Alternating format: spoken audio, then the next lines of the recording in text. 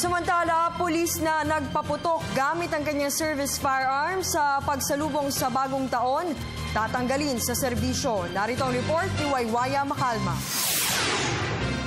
Dahil nag-iisang pulis lang ang naitala ng Philippine National Police na nagpaputok ng kanyang service firearm ngayong bagong taon, ay nangako si Chief PNP Director General Ricardo Marquez na matatanggal sa serbisyo ang naturang pulis. Kinilalang si PO1 Francis Nepomuceno na isang bagitong pulis ang hinuli ng kanyang mga kabaro matapos magpaputok sa Malate, Maynila gamit ang kanyang 9mm Glock dahil sa kalasingan. Ayon kay Marquez, ang mga ganitong pulis ay hindi nila kailangan sa serbisyo at gagawin nila ang lahat para lamang matanggal sa serbisyo si Nepomuceno. We will make sure that the books are thrown. Make sure that we don't need people like him in the force. I think we have learned a lot from so many New Year celebration and may isa pa ding pasaway. So, like I said, we don't need people like him in the force. We will make sure that he is dismissed from the service. Kaya naman ang hepe ng Philippine National Police ay masaya sa resultang ito kumpara kasi noong isang taon, umabot sa 8 pulis ang kanilang hinuli matapos magpaputok ng kanilang mga baril. Habang sa AFP naman ay wala silang naitalang mga sundalo na nagpaputok gamit ang kanilang service firearm na kung saan noong isang taon ay isa ang naitala at nahuling sundalo.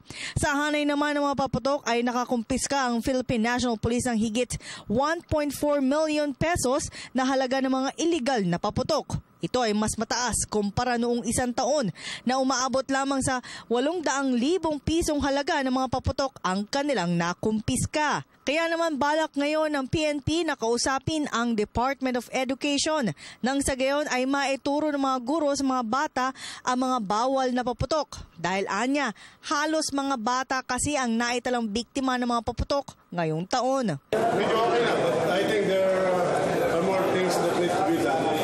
Siguro by this year, 26 December, siguro, we should partner also with DepEd because a big part of a big percentage of those injured were children. So we will go to the school and probably discourage the children from involving in these activities. If they couldn't be discouraged, then we should teach them how to do it properly so that they won't get injured. Ayon sa huling datos ng PNP, umabot sa higit 200 ang biktima ng mga paputok simula noong isang taon ng Disyembre hanggang sa kasalukuyan. 2 sunog naman ang naitalang insidente ng PNP dahil sa mga paputok. Higit 50 katao naman ang natamaan ng ligaw na bala. Ngunit 41 lamang ang naitalang sugatan dahil sa mga insidente ng indiscriminate firing.